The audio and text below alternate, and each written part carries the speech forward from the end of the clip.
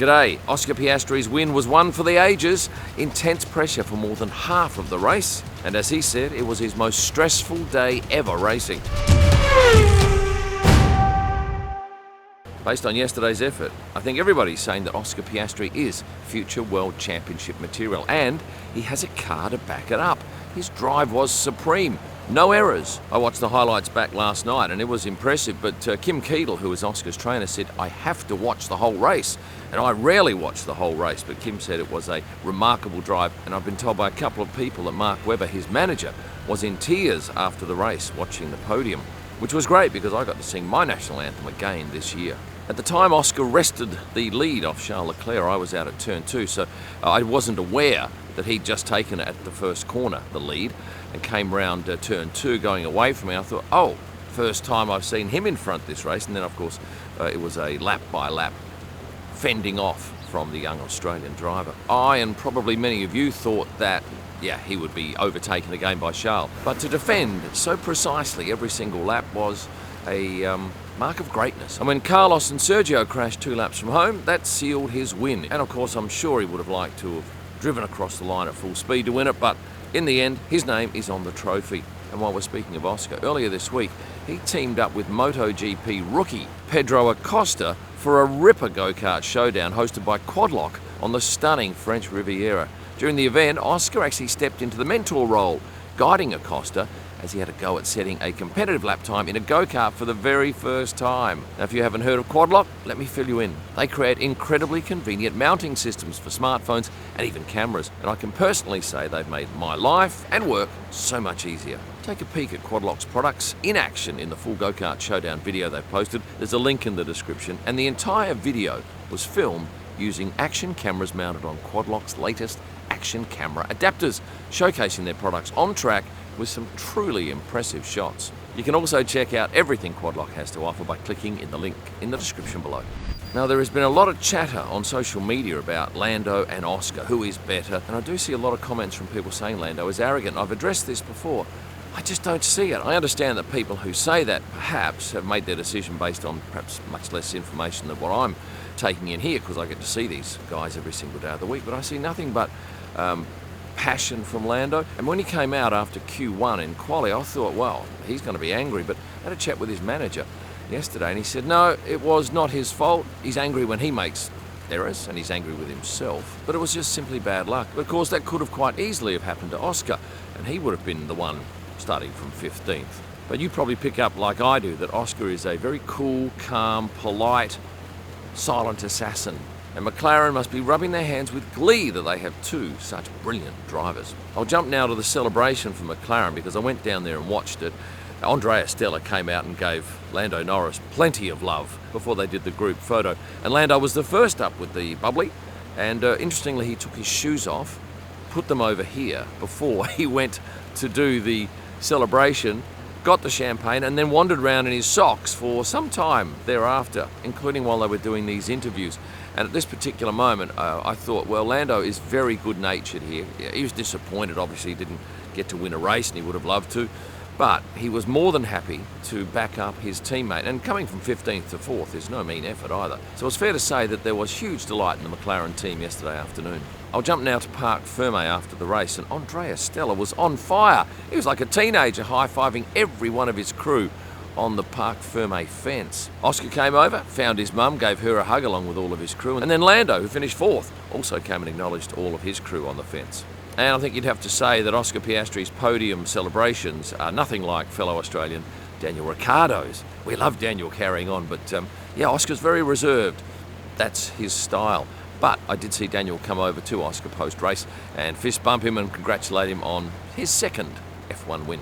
I got this pic of Mum Nicole giving Oscar a kiss post-race in the Mclaren garage, and I had a chat with Nicole earlier in the day, and she said she used to watch his races on telly. Then she got too nervous and anxious, so she stopped watching. But she said that was worse because people would text her through a race and go, OMG, And she'd go, well, is that OMG good or OMG bad? And that created more anxiety because it was tough for her to find those races because he was racing in F2. It wasn't live on TV. So she now is more than happy to watch the races, so she gets the information firsthand. Let's go to Saturday now, quali day, and Franco Colapinto, I thought, was the big story. He qualified 9th in just his second outing in an F1 car. There was much joy out in the paddock afterwards. I caught him coming out of the FIA garage, and then he went straight to his manager, Maria, before he caught up with his mum. And this was a long embrace and quite lovely to watch.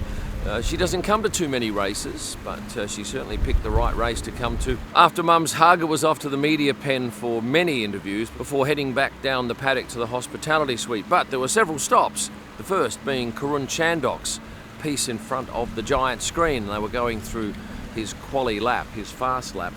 And I could see Sergio Perez on the stairs of the Red Bull hospitality suite, and he was getting a good look at Franco's quali lap. He must have stood there for about a minute. Next up it was Sky Germany's part, and he spent about a minute or so there before heading to DAZN, having a hug with Melissa Jimenez, which I missed photographically, but he spoke to them for a little bit and then finally finished it off on Channel 4 with Mark Webber. And yes, we had a bump up in signed print sales yesterday after his magnificent effort. Franco's mum, Andrea, was with us again yesterday on race day. She found her son after the race. My gosh, didn't he do remarkably well, scoring 4 points for the team. He walked back with his mum from the media pen and then spent some time with this gentleman from MP Motorsport. Now, some of you will know who he is, and perhaps you could put his name in the comments. I gather he's probably the team principal. And then he and all the team headed out to the front for their celebration. It was a joyous occasion. Franco hugged just about every crew member he could find. James was last in and gave Franco a hug. And then it was off with the bubbly, and as soon as that came out, those boys were gone. Franco also spent some time having a chat with his fellow rookie, Oliver Bearman, who performed equally as admirably in his first F1 outing in a Husker. And if I go back to Saturday qualifying, I actually found 2 of his crew on a FaceTime call to what I gathered was his mother, and sure enough it was. This is Terry, and she actually gets a rash on her chest because she gets so anxious when she watches races, and she showed me the rash here.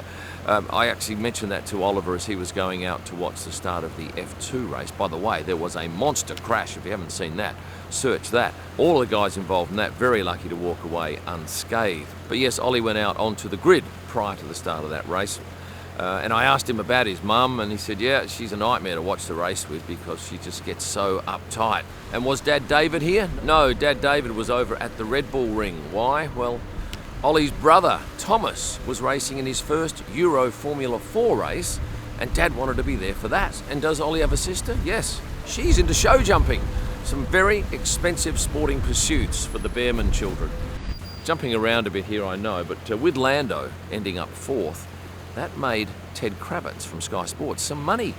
How much money? 1 minute, which is about 50 pence, or about 60 US cents, because Ted had a bet. And I know this because I heard Ted talk about it as he was walking back from the drivers' parade, which, by the way, was a non-event because there aren't enough spectators around the track for to run trucks, and so they just introduced the drivers to a half-empty grandstand out in pit straight. And what was the bet?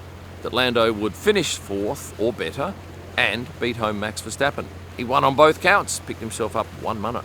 Harking back to that incident in the garage with Williams. This is Nick. He's the mechanic that nearly had his leg squashed under a rear tyre from Alex Albon. And for those of you wondering what actually went on there, the gentleman that stands out the front and waves the cars off wasn't looking at the car at the time. He was looking at oncoming traffic. Thought everything was fine with the car, waved him out. Wasn't the case. And if you've seen the vision, you'll know that Nick's leg came within an inch, a few centimetres of that car tyre. And what does he do? Well, he's actually a Mercedes engine mechanic. Now, in case you're wondering how you meet a driver, these fans here have worked it out. The Hilton is a sponsor of the Mclaren drivers, so both of those guys are staying here. And typically, they will have to stand around here for many hours in the morning and many hours at night.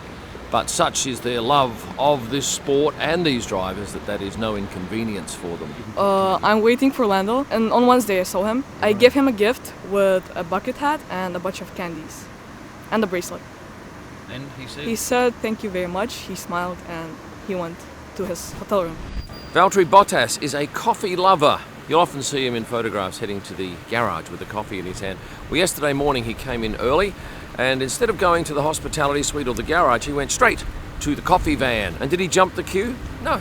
He waited in line with the rest of them. Although those in front ended up saying, you can jump in. And what did he have?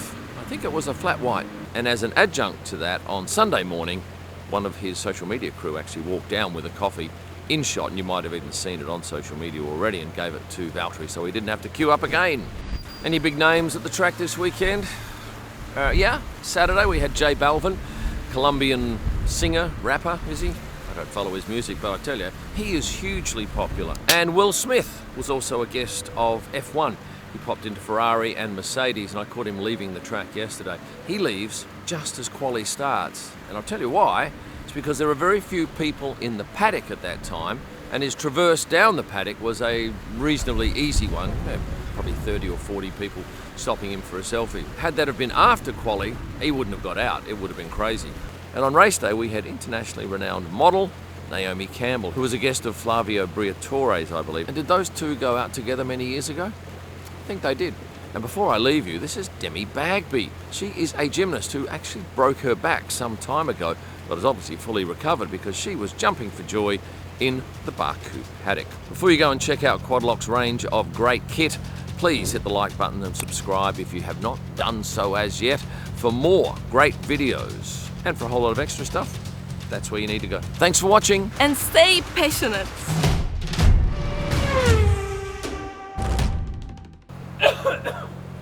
I'm not going to last.